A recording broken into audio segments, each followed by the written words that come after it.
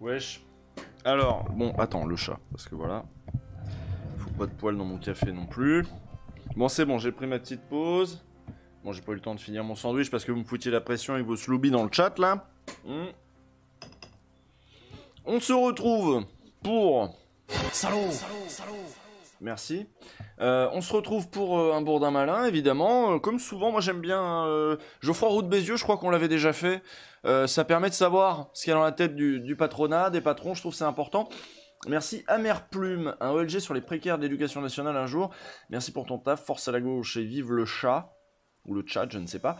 Merci KGPP66, merci, c'est tout. Voilà, c'est déjà pas mal pour les croquettes, il me dit. Merci. Bon, alors, le bourdin malin. Vous en avez rêvé, je vous le propose. Vous pourriez filmer un making-of d'un OLG avec Cotentin. Bah c'est pas à nous de le faire, nous on doit déjà filmer un OLG, c'est déjà un sacré bordel, mais alors filmer un making-of du OLG, faudrait que quelqu'un d'autre vienne faire ça.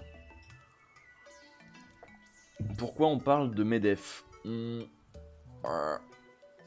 mais mange tranquille.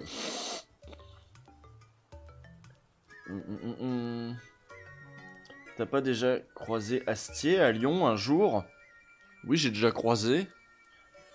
Non mais ça c'est le jeu, hein. À Lyon, tous les Lyonnais ont croisé tout le cast de... Enfin, souvent les Lyonnais ont croisé une bonne partie du cast de Kaamelott.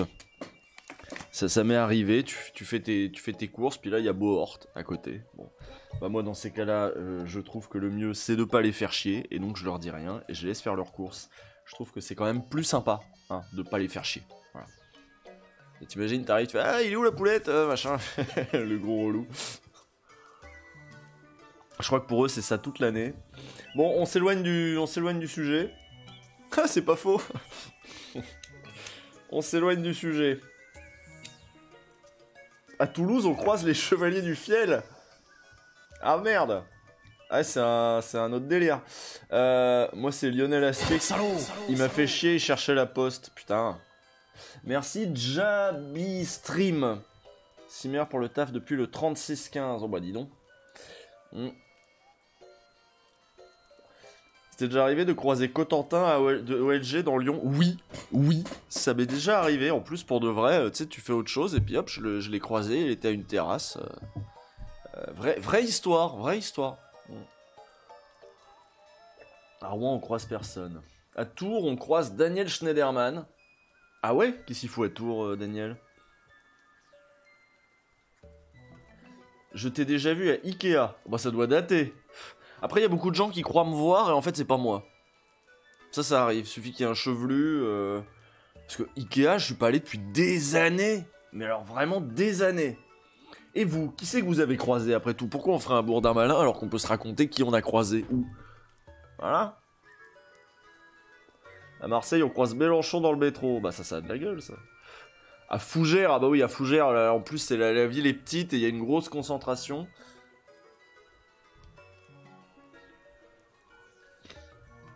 Il y a des faux usuls. Ouais, faut pas leur parler aux faux usuls, hein. C'est des espions chinois, en fait. Hein.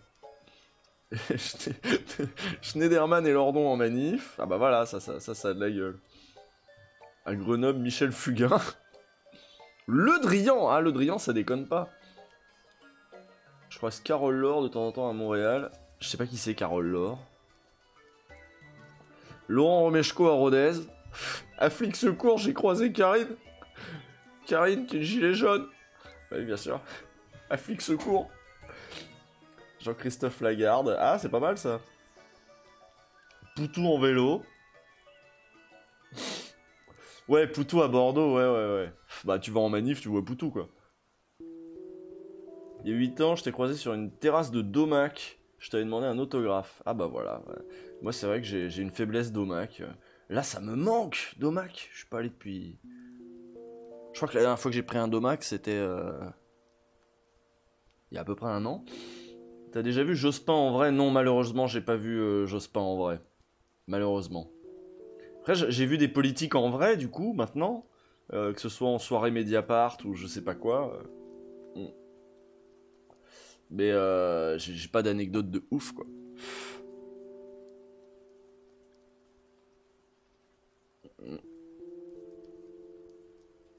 Juppé dans le théâtre où j'ai joué à Bordeaux. Bon, on a fait le tour du sujet, peut-être, non? Je sais pas, je montre ça comme ça. Fumer un spliff avec Jospin. Goal life? Ah ouais, live goal, je crois que ça se dit, mais ouais, ce serait marrant. En streaming. Les recettes fonce D avec Lionel Jospin. Ça, c'est du concept. Ça manque l'anecdote à la soirée graffiti. Bon, allez, Bourdin malin, hein. Bourdin malin, allez, on a fait le tour. Je t'ai croisé bien 3 fois. Prochaine fois, Balek, je viens de parler. Merde. Merde, pourquoi 3 Salaud. Tiens, mais coucou, bonsoir Mr. Fox, toi aussi je t'ai déjà croisé. Hein? Archéon Mino, merci à toi, je me croise souvent. Mais après, j'anime des soirées, enfin avant le confinement, avant toutes ces histoires, on animait une soirée par mois à l'aquarium avec Cotentin, à Lyon, on n'est pas difficile à croiser, on fait même des soirées. Merci Panda Gambit 2, donc des soirées genre café philo mais politique en fait, des soirées café politique. On pouvait traiter de trucs dont on traitait pas. D'ailleurs, typiquement, on faisait beaucoup plus de sujets sociaux que ce qu'on fait dans OLG, parce que on pouvait inviter des gens du terrain, syndicalistes, machin. Les replays sont dispo évidemment sur le site sur le compte YouTube de l'Aquarium Ciné Café Lyon. Si vous voulez voir la gueule de ces soirées-là, mais le mieux c'est encore d'être là, parce que comme ça après on boit des coups, machin, tout ça. Donc moi je suis plutôt accessible, il me semble. Il me semble, hein. Des soirées, quoi, j'ai oublié ce que c'était. Mais c'est vrai, hein. C'est vrai.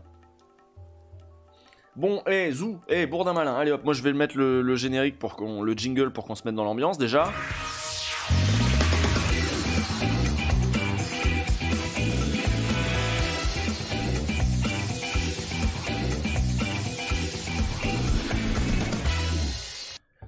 Geoffroy Roux de Bézieux, bonsoir. Je fais toujours aussi mal Bourdin, je m'en bats les couilles. Merde. Je me suis trompé, c'est pas ça que je veux mettre.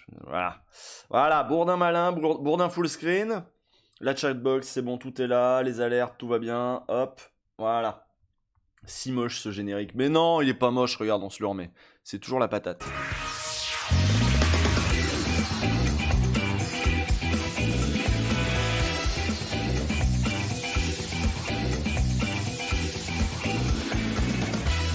Je veux ça 10 heures pour pouvoir s'ambiancer en soirée sur ce générique.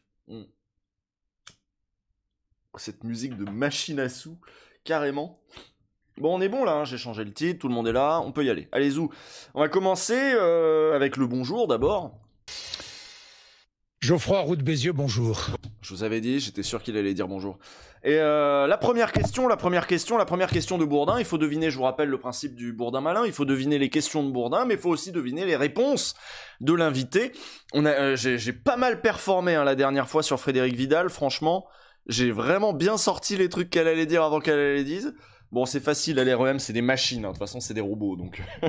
Mais Geoffroy Roux de Bézieux, des fois, on a des surprises, mine de rien. Des fois, on a des surprises parce que le patronat, il dit pas toujours comme le gouvernement. Des fois, il en veut plus. Et des fois, je vous jure que ça arrive, le patronat est plus raisonnable que le gouvernement. Ah, c'est zinzin, mais je vous jure que c'est vrai. C'est arrivé, hein, je les ai déjà pris en flag. Merci J Solès. Ouais, J Solès.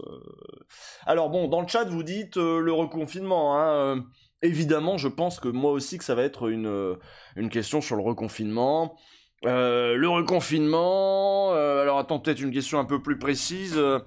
C'est une bonne nouvelle, ça? Non, attends, le gouvernement, machin, le confinement, peut-être annoncé mercredi, alors finalement ce sera peut-être pas mercredi.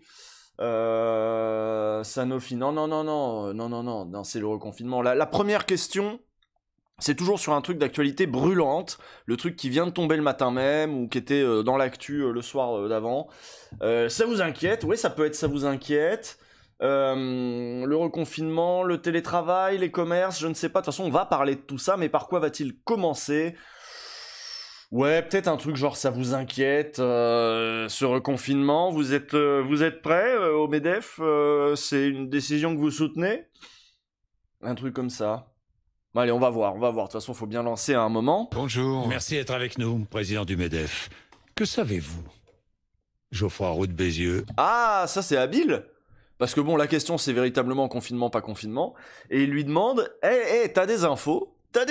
Est-ce que le patronat, il est encore consulté? On l'écoute, on lui dit des trucs? Ou est-ce que t'es aussi à la ramasse que nous, en fait, Geoffroy Roux de Bézieux? Un reconfinement est-il imminent? Que savez-vous? Jean-Jacques Bourdin, je sais pas plus que vous. Pas plus que moi. Ça, c'était certain qu'il allait dire ça.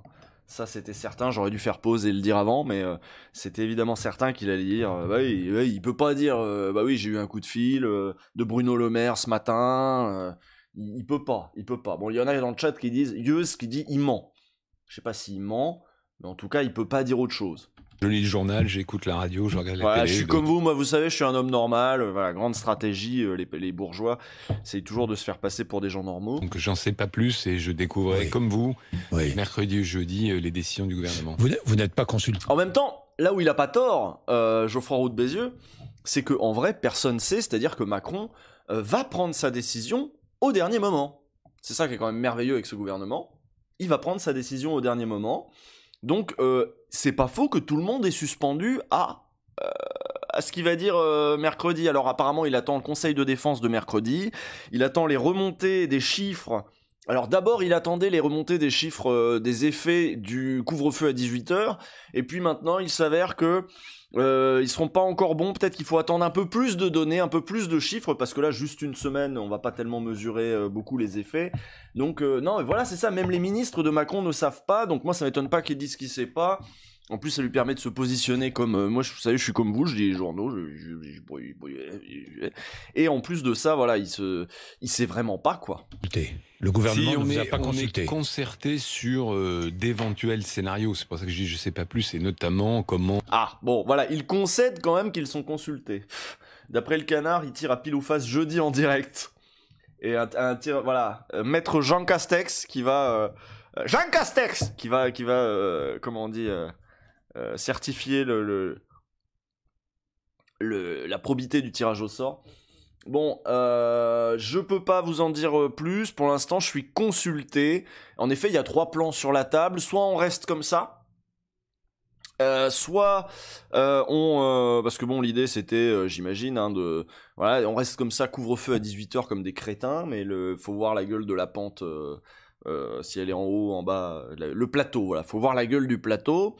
Soit on reconfine, mais sans les écoles, enfin comme d'habitude, Blanquer fait le brave en mode on fermera pas les écoles, mais vous vous rappelez que Blanquer avait dit on fermera pas les écoles avant le premier confinement.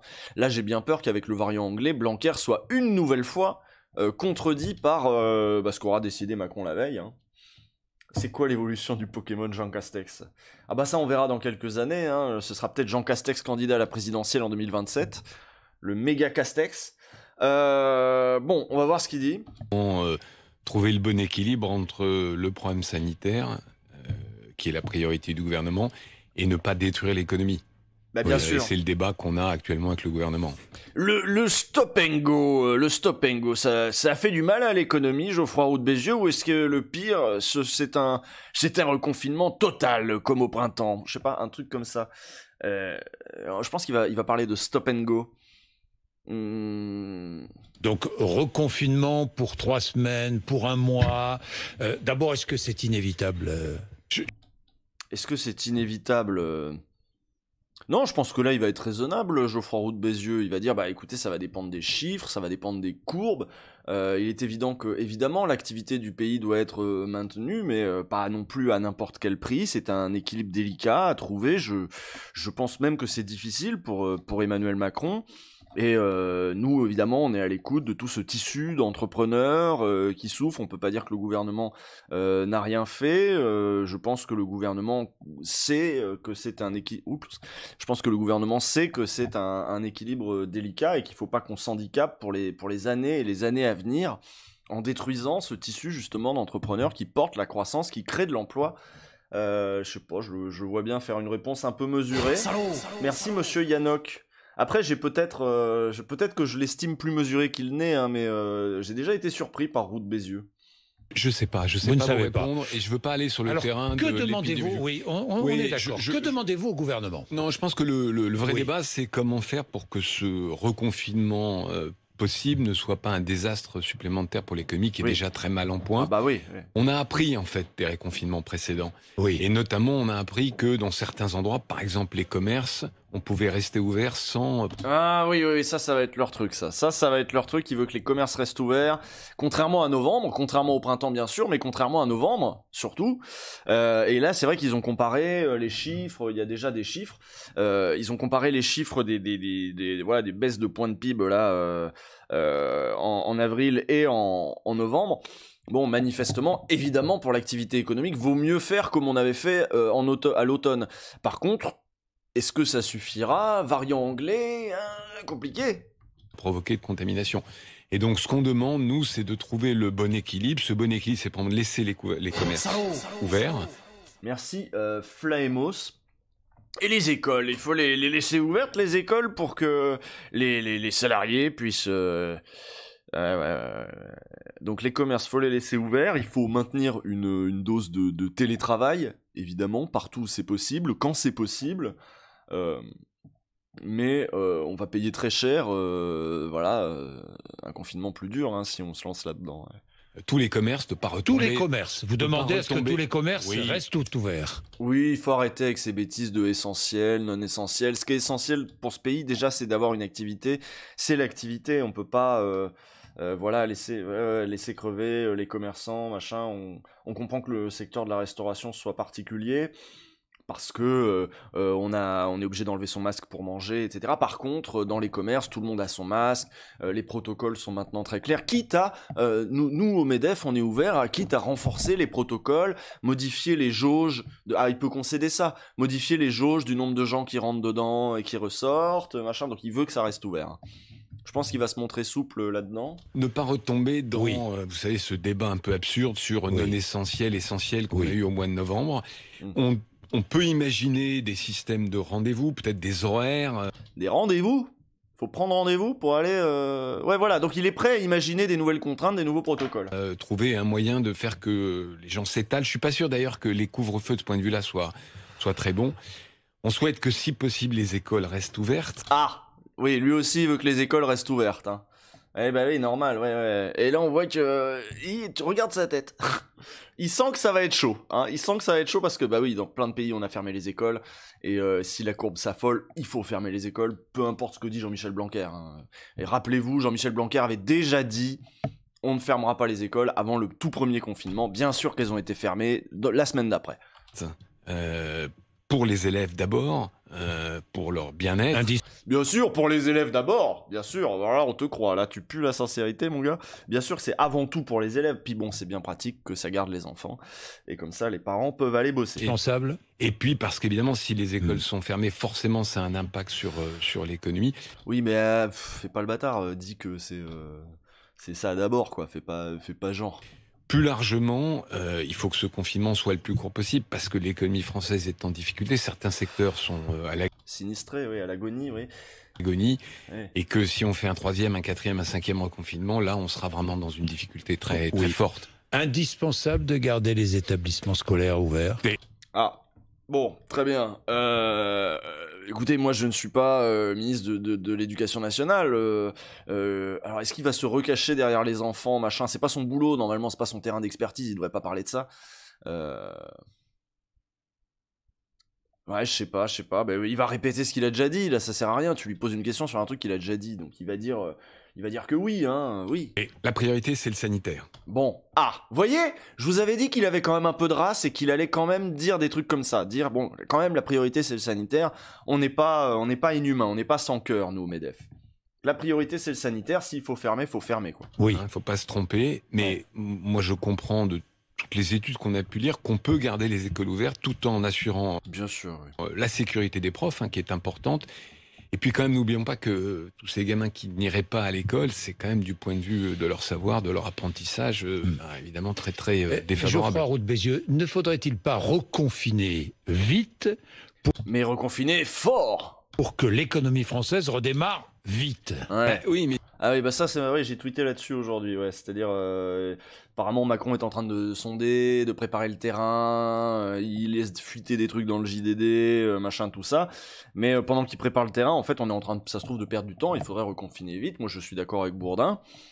Qu'est-ce qu'il dit, Geoffroy Roux de Bézieux là-dessus? Il va dire, je sais pas ce qu'il peut dire. Et si c'était le dernier confinement, si Oui. les scientifiques Oui. pouvaient nous dire on s'arrête 15 jours, Scientifique! mais après le vaccin arrive en masse, etc. Mais c'est pas le cas. Oui. On sait bien qu'on est dans une espèce de course contre la montre, que jusqu'à l'été ça va être difficile. Donc je pense qu'il faut régler le confinement, les De toute façon, c'est pas lui qui décide. mesures sanitaires au plus près de l'équilibre entre économie et santé. Vous avez vu que l'Espagne dit qu'elle n'a pas les moyens de reconfiner. Elle n'a pas les moyens économiques de reconfiner. Mais est-ce que nous, on l'a, la dette, machin, ça pèse, ça a pesé? Comment vont les entreprises? Ça y est, ça se casse la gueule? Merci, Altiafadjil. Merci, Altiafadjil. Est-ce que la France a les moyens économiques de reconfiner? Ah! Bah non, bah là, les patrons, ils vont dire que c'est la ruine, que ça va pas. Il va pas dire que oui, on a les moyens, on est un grand pays, pas comme l'Espagne. Bâtard. Je suis pour le racisme anti-espagnol. La France a les moyens de s'endetter. Oui. Faut pas se tromper. Plus que l'Espagne. Plus que l'Espagne. Après, il va falloir rembourser, évidemment. Hein, et il faudra pas se tromper, je pense que Bruno Le Maire l'a bien compris, on ne remboursera pas avec des hausses d'impôts, il va falloir relancer la machine économique, et on sait très bien comment on relance la machine économique, c'est-à-dire en nous faisant des crédits d'impôts et en baissant les salaires, bien sûr, mais c'est pas le propos. Je pense qu'il va partir sur un truc comme ça. Parce que aujourd'hui, tout le monde le sait, on paye entre guillemets ce soutien aux salariés, soutien aux entreprises, Il va falloir rembourser, soutien aux indépendants on le paye avec de la dette. par de la dette. Bah oui. La question, c'est est-ce qu'on aura la moyen de le rembourser? Certainement pas par de nouvelles hausses d'impôts. S'il faut relancer la machine économique, une nouvelle des hausses d'impôts, c'est la dernière chose à faire, évidemment. Et est-ce qu'on sortira de cette période-là avec une croissance suffisante? Ouais. Aménagement des horaires de travail dans les entreprises, c'est une solution? Oui. Oui, donc lui, il est pas pour le couvre-feu. Hein. Lui, il est pour, au contraire, réouvrir les plages horaires pour que moins de monde se croise, etc. Quoi. Oui, mais je crois qu'on n'est pas loin de l'optimum. C'est aujourd'hui Oui. le télétravail est largement pratiqué. On peut peut-être Alors, encore un poil plus loin. Faut-il mais- le rendre obligatoire? Non, bah certainement pas, t'es ouf, pas obligatoire. Non, je pense que chaque entreprise, c'est une situation particulière. Il faut laisser les travailleurs, non pas les travailleurs, ils s'en foutent des travailleurs. Il faut laisser les entreprises voilà, s'adapter. Et je pense elles l'ont très bien fait. Le télétravail, ça marche. Des tabous ont été levés, machin. Mais il est Obligatoire partout, c'est possible, Mais comme c'est- en Allemagne. Mais non, pas obligatoire. Les patrons, ils aiment pas quand c'est obligatoire. Mais c'est le cas. C'est le cas. C'est le cas Il est aujourd'hui. obligatoire. Écoutez, je n'ai pas été vérifié Ah donc d'accord, non, il est pas obligatoire. Dis pas que c'est le cas. derrière chaque PME, mais aujourd'hui Oui. le protocole, c'est télétravail pour tous les postes télétravaillables avec. Oui, et c'est là où on peut négocier une marge de manœuvre. Il suffit de dire qu'un poste n'est pas télétravaillable et il devient pas télétravaillable. Donc c'est pas le cas. Te fous pas de la. Ouais, ça, ce truc, comment il retourne le truc en mode mais c'est déjà le cas, c'est déjà obligatoire. Mais pas du tout. La possibilité, éventuellement, une fois par semaine, pour des salariés qui sont en difficulté psychologique, de revenir. Et le T'imagines, t'es en difficulté psychologique, ce qu'on te propose, c'est de revenir au boulot. Ouais, je sais pas. problème aujourd'hui, c'est aussi la psychologie, les risques psychosociaux Ah oui, les risques psychosociaux, c'est important ça. des Français en général, des étudiants, Oui. etc., mais aussi des salariés. Hein. Nous, aujourd'hui, les chefs d'entreprise, ils sont Moi, il y a une question que je me pose.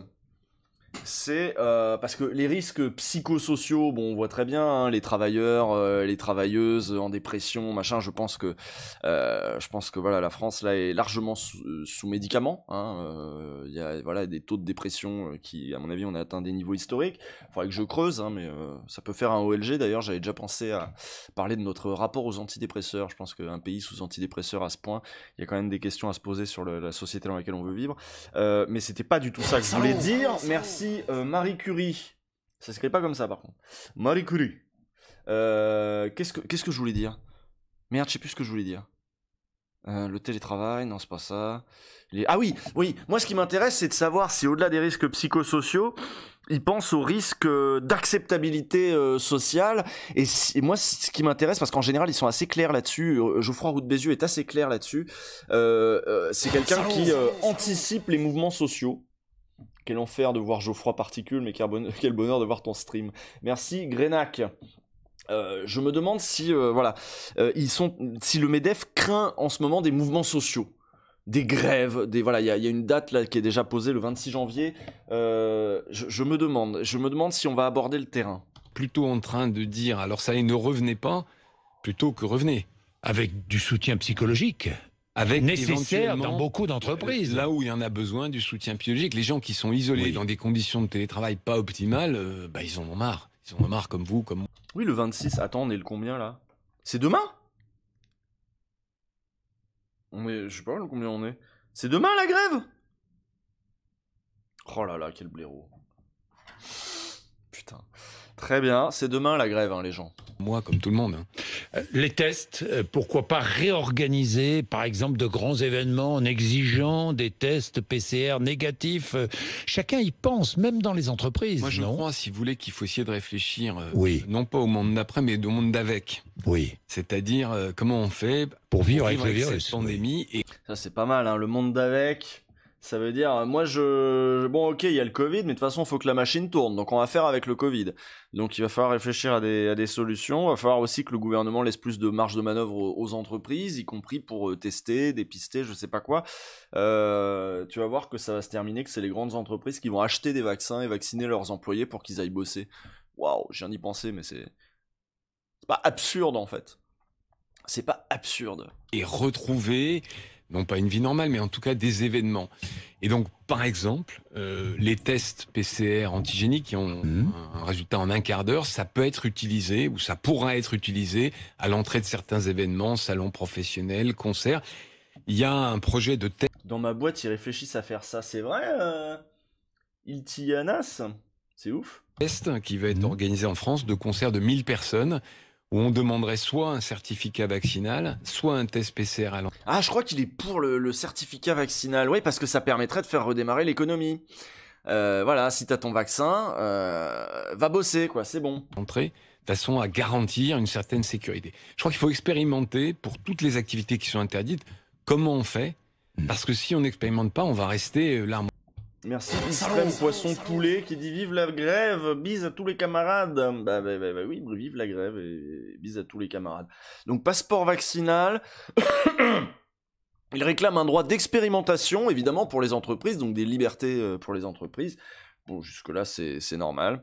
Au pied pour pendant des années. Pour les entreprises aussi? Alors non, pour les entreprises, pour travailler en entreprise, on va pas exiger un test PCR. Bon. D'abord, c'est illégal. Oui, c'est pour commencer, donc c'est une bonne raison de pas le faire. Mais au-delà de ça, je crois qu'on n'est pas dans ce contexte-là. Là, on parle d'endroits où il y aurait plusieurs centaines, plusieurs milliers de personnes. Salon professionnel, par exemple, aujourd'hui. Il revient sur les salons professionnels, donc vous voyez un petit peu ce que c'est, parc des expos, trucs thématiques, les professionnels se rencontrent, ils cherchent des clients, voilà, ils vendent des trucs, ils font des partenariats, j'en sais rien, je sais pas ce qu'ils font.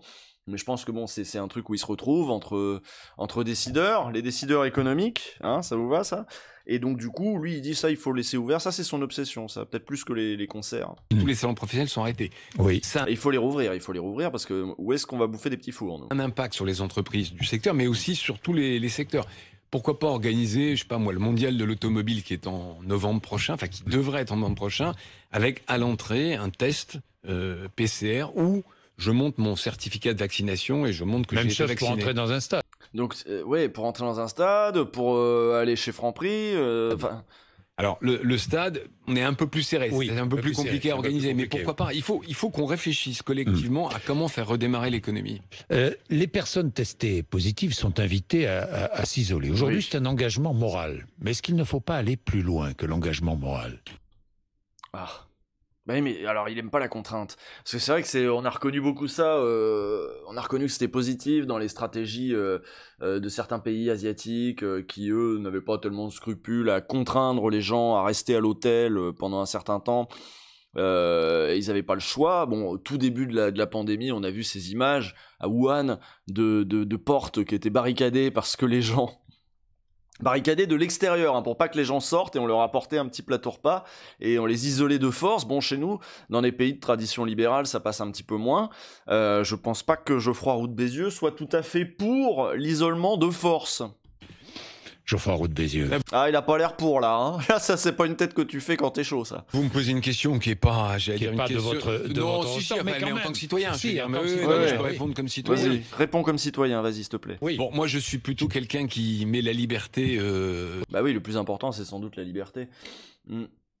De quoi? Qu'est-ce que qui c'est qui me mentionne? Attends, le passeport vaccinal, ça veut dire qu'il immunise réellement ce vaccin, même contre les mutations, même contre les variants, et ça empêche d'être porteur. T'es au courant, Usul? Pour l'instant, j'ai pas vu que les variants provoquaient arrivaient à contourner le vaccin. Ça, je l'ai pas vu. Les variants sont pour l'instant juste plus contagieux. Après le reste, je sais pas, faudrait lire un article spécifiquement là-dessus, mais il me semble pas. Il me semble que si t'es vacciné, alors là, on a un autre problème. Nous, c'est la 2e dose de vaccin. Il faut qu'elle soit administrée à temps pour renforcer vraiment considérablement l'immunité. Et il est probable que, à vouloir vacciner à tour de bras, on n'ait plus de quoi assurer les 2e doses. C'est ce pays, quoi. Devant toute chose. Oui. Et donc, je voudrais faire confiance aux citoyens. Il y a un risque quand même de... Ah, il y a une baisse d'immunité sur certains variants. Ah merde. Ah bah nous voilà propre.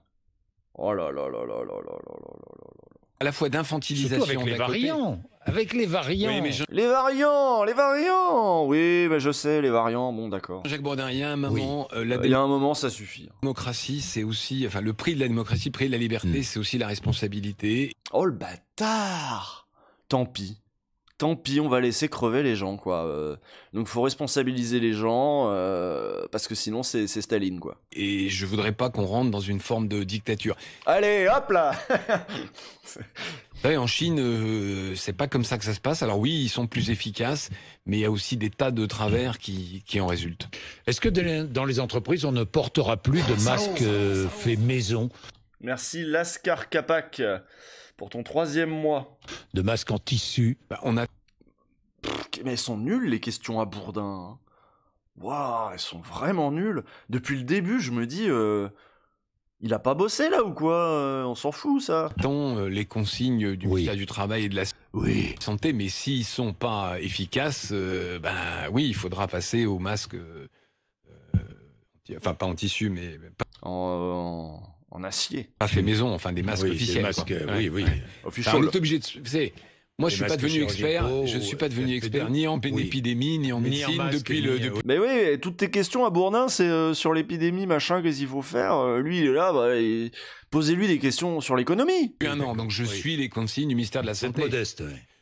Bon, si je suis modeste, mais disons que Oui. voilà, Mais j'apprends comme tout le monde comme vous. Bon, oui, c'est vrai qu'on apprend tous les jours. Les aides. Parlons des aides. Ah, les aides, elles sont suffisantes? Bah non. Parce que là, de nombreuses entreprises survivent grâce Ah bah, c'est aux très aides clair. de l'État. C'est très clair. Est-ce qu'on sait, est-ce qu'on a un pourcentage? On sait combien Écoutez, d'entreprises aujourd'hui Nous, on dit survivent? à peu près, il y a 80% Oui. de l'économie qui tourne à peu près correctement à moins 5% Oui. de son nominal. Vous avez 5% qui marchent très bien, et des secteurs Il y a 5%. Eh oui, bah, les entreprises du numérique, machin, tout ça, c'est normal, ouais. qui marchent très bien. profitent, c'est horrible à dire, mais Alors, est-ce profitent que, de la est-ce que crise. ceux qui... Je m'arrête, juste une petite parenthèse. Ceux qui marchent très bien, les entreprises qui marchent très bien, ne devraient-elles pas un peu partager avec celles qui marchent pas Oui, du mais- tout moins... Ouais, bah ça marche pas comme ça, monsieur Bourdin, ça marche pas comme ça d'habitude, ça va pas marcher comme ça maintenant, hein.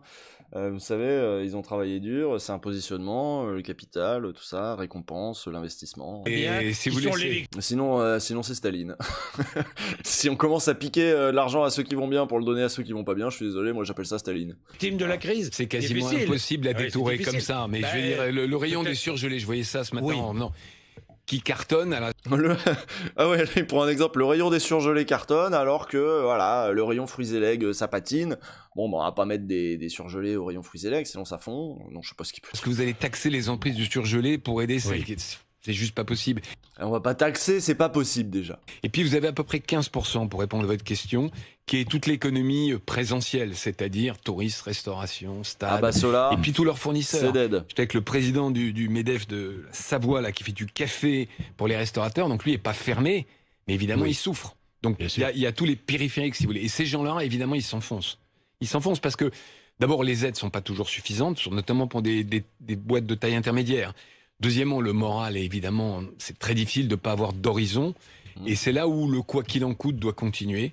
Par contre, nous, on est prêt à dire... Ah oui, donc bah évidemment, il est super pour. Donc le quoi qu'il en coûte, c'est-à-dire qu'il est super pour que l'État continue Mais messieurs les capitalistes, là, vous vous rappelez plus de la destruction, du mécanisme de création-destruction? Schumpeter, il est où Schumpeter, là?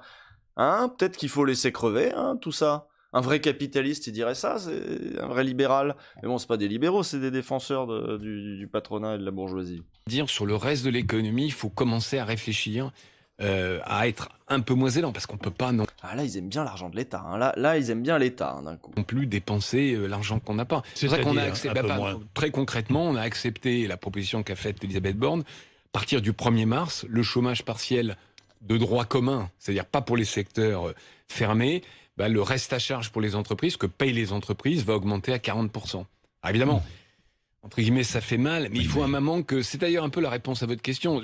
Donc ils baissent un peu les perfusions, là, quand même. Hein. Les boîtes qui vont pas trop mal vont payer un peu plus pour on continue à être à 100% sur les restaurateurs, par exemple. Oui, sur les entreprises qui, une forme de solidarité. Ne survivent que grâce aux aides de l'État. Et c'est normal, hein, quand même, c'est l'État qui a fermé. Oui. C'est connard, va. Garde-moi ça tête.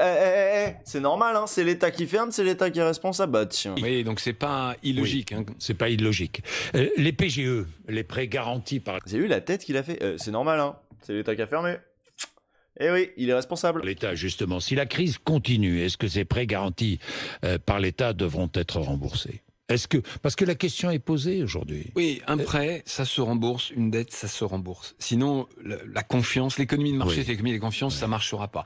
Simplement, il y aura quelques pourcents des entreprises qui ne pourront pas le faire. Qui ne pourront pas ? Alors j'ai vu que certains disaient 5%. Moi, je sais pas encore vous dire combien. Faudra trouver des solutions, soit un étalement plus long, soit une forme de subvention, mais c'est trop tôt pour le dire. Tout faire pour les sauver, ces entreprises. Oui, enfin, victimes de la crise. Oui, il faut pas non plus tomber de l'autre côté, c'est-à-dire sauver des entreprises qui étaient de toute façon... Ah, on y revient à la destruction, à la création-destruction.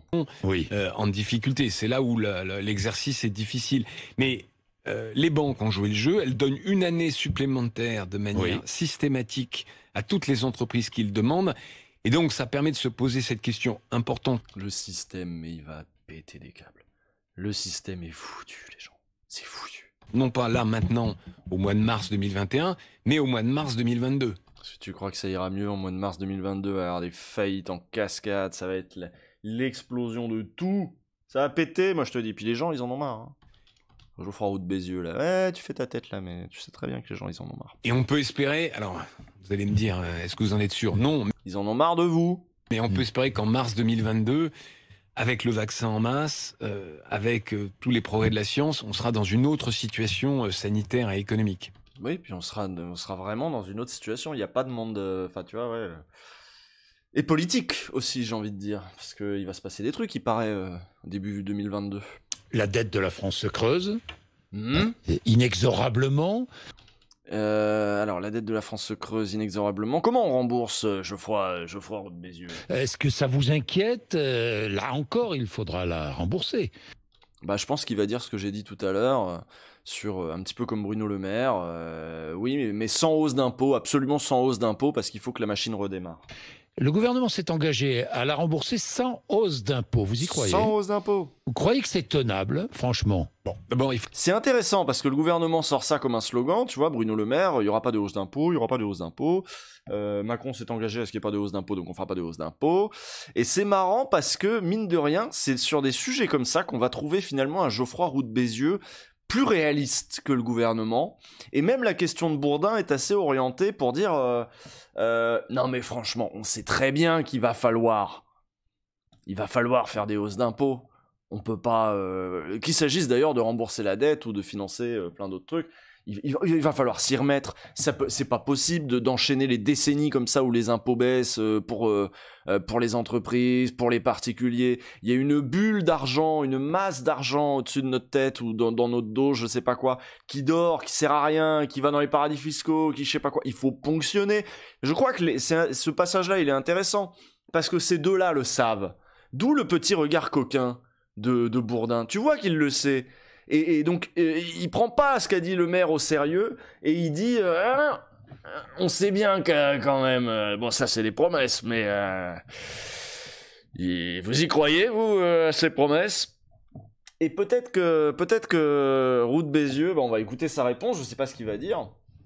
Il faudra la rembourser. Oui, il faudra la rembourser. Bon, d'accord, ça, d'accord. Oui, mais avec hausse d'impôts, là, les impôts. Je sais que certains hommes politiques disent non, on va faire autrement, mais la crédibilité de la France est en jeu, il faudra la rembourser. Après, la dette, ce qui compte, c'est pas le niveau en valeur absolue est important, mais c'est la capacité à rembourser. Donc c'est le taux de croissance et la capacité à créer de la richesse. Et là, il y a deux solutions. Soit on arrive à créer de la richesse collectivement et on pourra rembourser, soit effectivement c'est les impôts. Mais on sait qu'après une crise, augmenter les impôts, on l'a fait en 2011, 2010, 2011, après la crise 2008-2009, ça augmente la récession et c'est la mauvaise solution. La vaccination. Il continue à dire que c'est la mauvaise solution, mais je pense que pour l'instant... Bruno Le Maire va la tenter comme ça. Accélération, urgence de l'accélération de la vaccination. On sait... Là, je suis assez surpris, assez étonné de ne pas savoir pourquoi vraiment Pfizer, BioNTech et AstraZeneca, tout à coup, nous annoncent que moins de doses seront délivrées. Vous le savez ? Ou pas ? Mais encore une fois, c'est pas le bon interlocuteur pour ce genre de questions. C'est pas Olivier Véran que t'as en face. Qu'est-ce que tu veux qu'il dise, lui ? Je sais pas pourquoi. Plus que. Vous savez pourquoi ? Je comprends. Si j'ai quand même où est une la petite transparence idée. quand même ? Non, mais attendez, un vaccin, en temps normal, c'est 7 ans. 7 ans de recherche, de production. Là, on a demandé aux entreprises privées, et elles l'ont fait avec beaucoup de talent et d'agilité, de faire tout ce cycle en 18 mois. Donc, qu'il y ait des problèmes de production, des mauvaises surprises, c'est pas absolument anormal. Peut-être ont-elles survendu leur capacité à produire. Ou elles ont essayé de faire... elles ont c'est commercial. Vous savez, je ne sais pas. Non, mais je sais pas si c'est commercial. Non, demain, je recevrai Agnès Pannier-Runacher. Vous lui poserez la question. Mais... Oh, Agnès Pannier-Runacher, ça peut être bien. C'est vraiment une teigneuse. C'est vraiment le prototype du robot LREM, quoi, qui sort d'école de commerce et tout, techno as fuck. Tu sais, elle a pas d'âme, ça se voit dans son regard. Au gouvernement, je lui poserai la question, oui. Mais il est mauvais, Bourdin. Ouais, non, je trouve qu'il est mauvais. Ses questions sont mauvaises.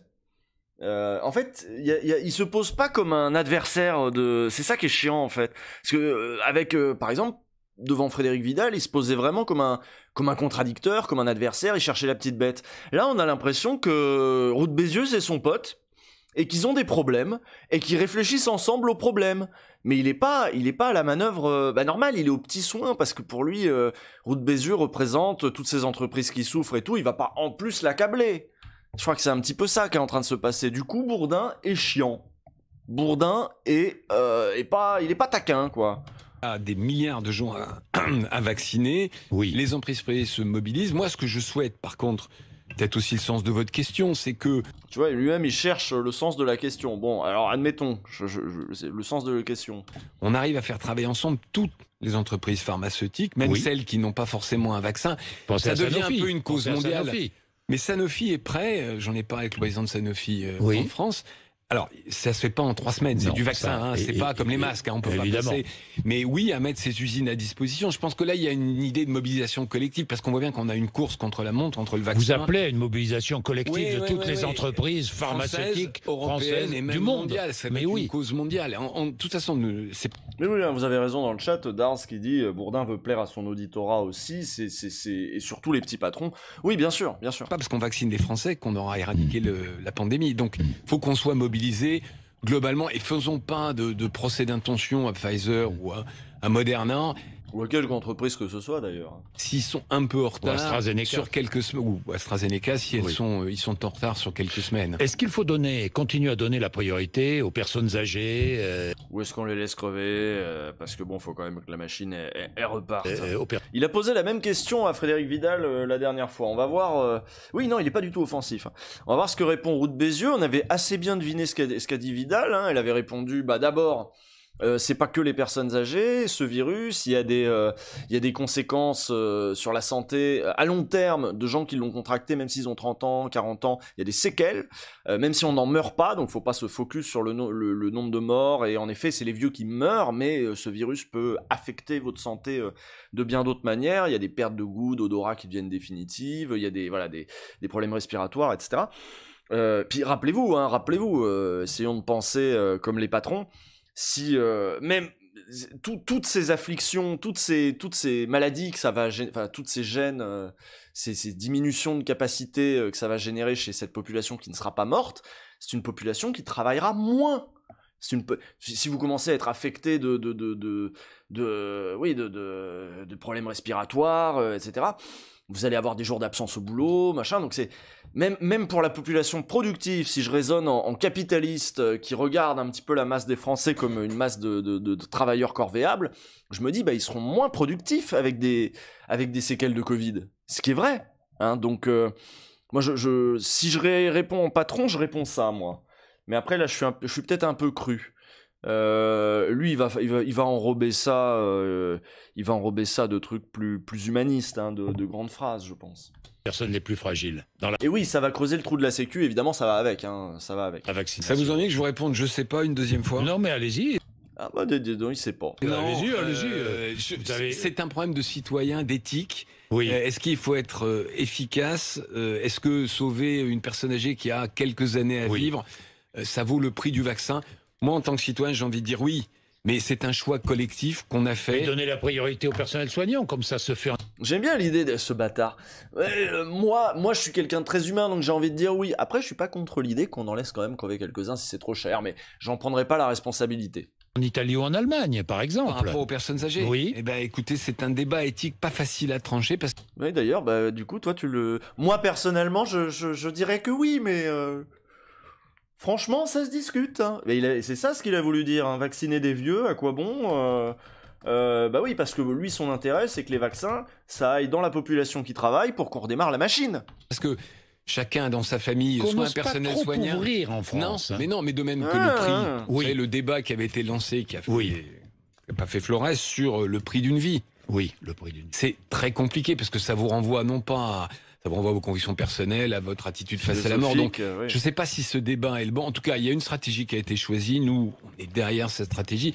C'est surtout une question de vitesse maintenant. Est-ce qu'aujourd'hui, les entreprises sont prêtes à vacciner leurs salariés? Alors... tiens, j'ai posé la question tout à l'heure. Elles n'ont pas le droit d'acheter des vaccins.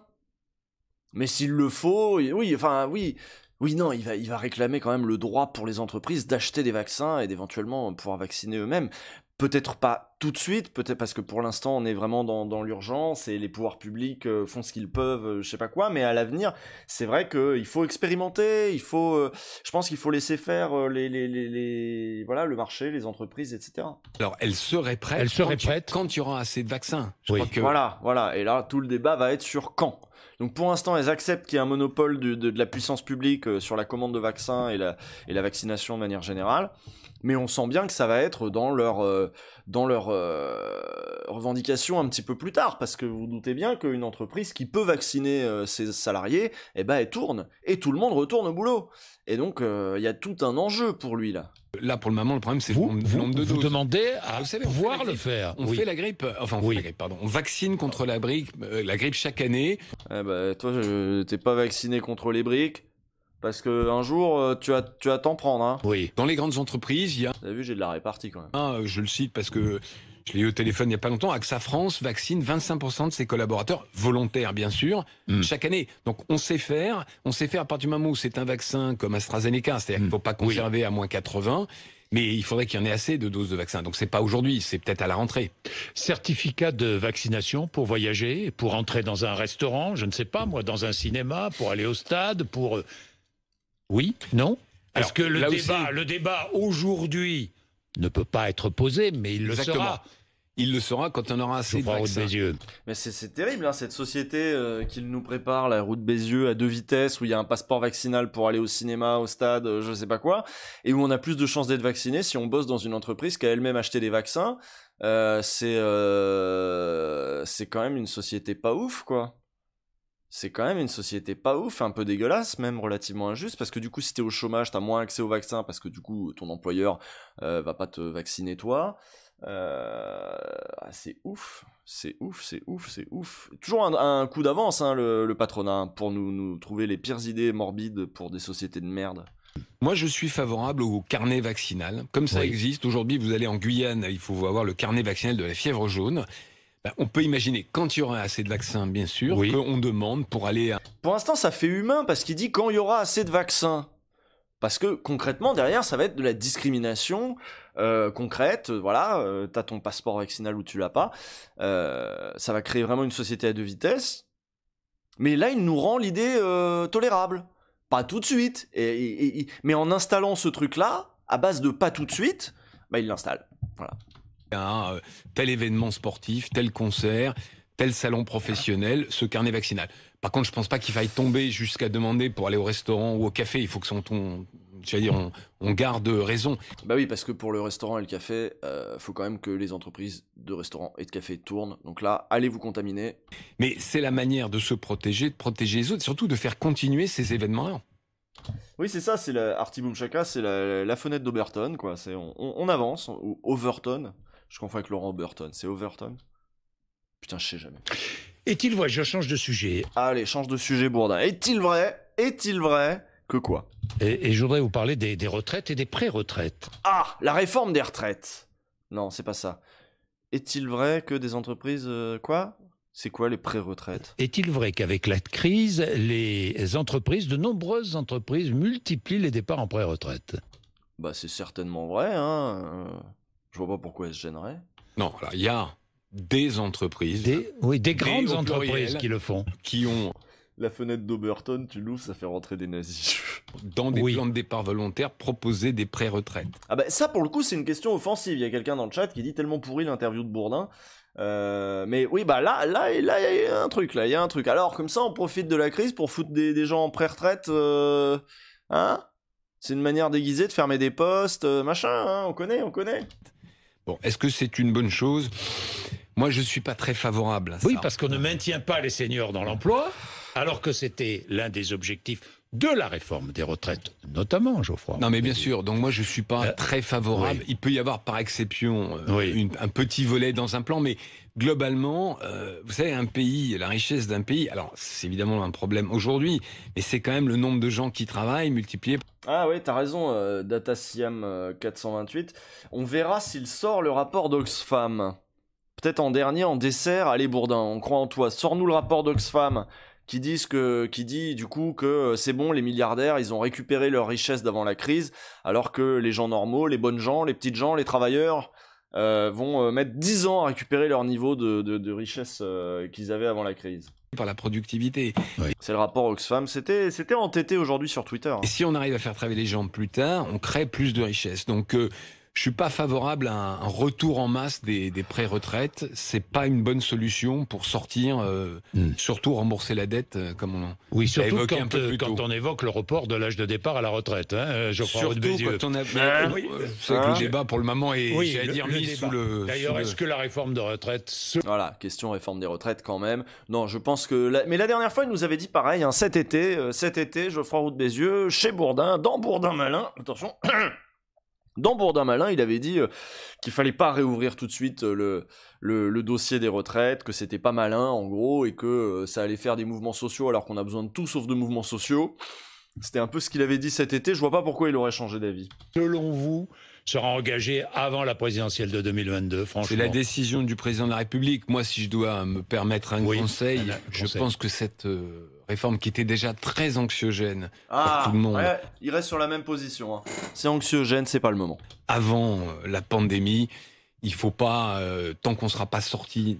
vraiment complètement sorti de cette crise, il faut pas la remettre. Pas avant 2022. Non, je pense que ça sera du coup un débat de la présidentielle et qu'on posera les termes de l'équation, enfin que les candidats devront poser les termes de l'équation aux Français. Et s'engager. Et s'engager et dire la vérité. Et dire la vérité. La réforme de l'assurance chômage, vous allez être consulté par le gouvernement. Je vois Madame Borne tout à l'heure, donc tout à l'heure. J'ai une petite idée de ce qu'elle va me dire, mais je suis pas sûr. Ah, lui, il fait du board malin, lui, dans son coin, lui. Il sait ce qu'Elisabeth Borne va dire, il joue à deviner. Bon, alors, qu'est-ce qui va se passer Elle va vous dire je crois que le gouvernement souhaite maintenir cette réforme, mais l'adapter aux circonstances économiques du moment. C'est-à-dire, bon, les détails ont été donnés un peu plus tôt sur votre chaîne, mais notamment la durée d'affiliation qui redeviendrait 4 mois pour les jeunes, ce qu'on appelle la réforme du salaire journalier de référence. C'est un peu technique, mais... C'est-à-dire 4 mois de travail dans les 24 derniers mois pour toucher une allocation chômage. Voilà, pour être affilié. Ce serait maintenu pour les jeunes. Exactement. Et mais pas pour les vieux. Pour les moins jeunes. 6 mois au-delà pour les autres. Au-delà de 30 ans. Ça fait partie des discussions. Et oui. Mais si vous voulez, le principe, au fond, c'est que nous, on pense que cette réforme... Le système d'assurance français, il est très L'assurance français. généreux, mais il a des défauts, et notamment, dans certains cas, pas partout, il pousse à alterner des périodes de travail et des périodes de chômage. Donc, cette réforme, elle est nécessaire. Encore aujourd'hui, malgré la hausse du chômage, vous avez des endroits, des géographies, des métiers où on n'arrive pas à recruter. Oui. Donc, elle est nécessaire, mais il est aussi nécessaire de prendre en compte dans tous les... Merci Xelixis le BG. Xelixis le BG. Et toutes les mesures qui étaient prévues, la réalité économique. C'est vrai aussi, je le signale, pour le fameux bonus-malus. Alors, est-il toujours nécessaire de taxer le recours abusif au contrat court? Alors, Ah bah non, abusif, c'est vous qui le dites, monsieur Bourdin. Non, on a le droit. abusif, c'est un, comment dire, c'est un qualificatif. Abusif. Non, la Il y a manière dont des c'est... entreprises, non? Non, les entreprises, elles font tout bien. Qui Oui, mais si vous voulez, la manière dont le recours système abusivement. C'est le système. C'est pas les entreprises qui abusent, c'est le système. Bon, c'est normal, c'est l'avocat des entreprises, je vous rappelle, c'est le MEDEF, hein, donc c'est le chef du syndicat des patrons. Il y a toujours des entreprises qui font des abus, comme il y a toujours des salariés qui font des Oui. abus. Ça, avec... Ah, bah on les renvoie dos à dos, pas plus que les salariés, donc on relativise. ça, on ne fait pas une règle générale. Oui. Mais le système tel qu'il a été imaginé, il était focalisé sur 7 secteurs. Oui. Dans ces 7 secteurs, il y a la restauration, Oui. qui souffre énormément. Est-ce que c'est le moment d'ajouter une taxe supplémentaire Alors, vous sur la demandez le restauration? report, si j'ai bien compris, le report de ce volet de la réforme à l'après-crise. En tout cas, En tout cas, C'est ce que vous demandez? on demande à ce que cette réforme prenne en compte ce qui Oui. se passe dans un certain nombre de secteurs. Et notamment, vous savez, il y a une année de référence qui est prévue, qui était 2020. Le ministre a dit on ne peut pas prendre 2020, on donc là on parle du bonus-malus pour le recours au contrat court. peut Hein. prendre 2021. J'ai envie de lui dire, est-ce que vous êtes bien sûr que 2021, c'est une année de référence? Vu ce qui se passe, vu ce qu'on a Donc évoqué vous en début demandez d'émission. que l'année de référence soit 2022. Que, par exemple, l'année d'avance soit 2022, ce qui effectivement mettrait la réforme en place en 2023. En 2023. Là encore, après la présidentielle. Écoutez, ça Deuxième devient notre réforme. horizon. Ça Comment devient notre horizon, la présidentielle. Ça devient votre horizon. Merci Geoffroy Roux de Bézieux. 8h54, RMC et BFM TV. Merci. Merci Zeropix SW qui dit hello. Bon bah très bien, bah on n'a pas appris grand chose. De toute façon, je vois pas trop l'intérêt d'avoir invité Geoffroy Roux de Bézieux pour lui demander les masques, pas les masques, machin, tout ça. Bon, on en sait plus sur... on sait que lui, il est pas chaud pour démarrer la réforme des retraites maintenant, mais ça, on le savait déjà. Quoi d'autre? Bah, il défend les entreprises. Si, on a vu ce truc du gars qui est vachement pour les vaccins, pour laisser la liberté aux entreprises de vacciner. Ça, c'est, je pense, un des trucs les plus flippants. Il me semble, hein. C'est qui lui? Lui, c'est le patron des patrons, hein, comme on dit, Geoffroy Roux de Bézieux, le patron du MEDEF. Voilà. Bon, et ben voilà. Moi, je pense que c'est pas mal pour ce soir. Hein. On a peut-être pas appris grand-chose, mais on l'a fait dans la bonne humeur. C'est toujours un plaisir d'entendre notre patron, à tous presque, hein, j'ai envie de dire. Donc, on va se quitter là-dessus. Moi, je vais aller me reposer, tout simplement. Et je vous souhaite une bonne soirée. Qui c'est que je peux réaider là? Il y a plein de monde. GeoGuessr. Personne qui est en mode qui parle juste de trucs. Ah tiens, je vais vous envoyer chez Dolly. Elle est en train de jouer à Gartic Phone. C'était ça le jeu auquel je jouais l'autre soir en ligne, qui était vachement bien. Ah, il y a Joule aussi. Qu'est-ce qu'elle fait, Joule? Joule, elle fait Gartic Phone aussi. Bah, ça se trouve, ils sont ensemble. Ah, bah, je les rejoindrai bien, tiens. Moi, juste pour jouer, je streamerai pas. Et bon, je vous envoie chez Joule. Tiens, elle a une personne de moins que d'Hollywood. Donc, allez, c'est parti. Zou, hop. Parce que moi, j'aime bien ce jeu. Vous allez voir, c'est rigolo. C'est rigolo. Et je vais voir si je peux rejoindre leur partie, là. Je vais essayer de négocier dans le chat. Comme ça, vous verrez mes dessins, en plus. Voilà. Comme ça, moi, je me repose, mais tout en jouant au jeu. Et au moins, je stream plus. J'ai plus à vous raconter des conneries, là. Allez, bonne nuit, les gens. Amusez-vous bien. Merci d'être passé. Et à plus, que ce soit en replay ou en live. Je pense que demain, on va streamer, hein. Demain, on va streamer, surtout si c'est journée grève et tout. On va lire des articles, on va voir comment c'est traité. Je peux pas vous donner d'heure encore parce que je sais pas. Mais on verra. Allez, sans doute à demain. Je lance le raid, bisous.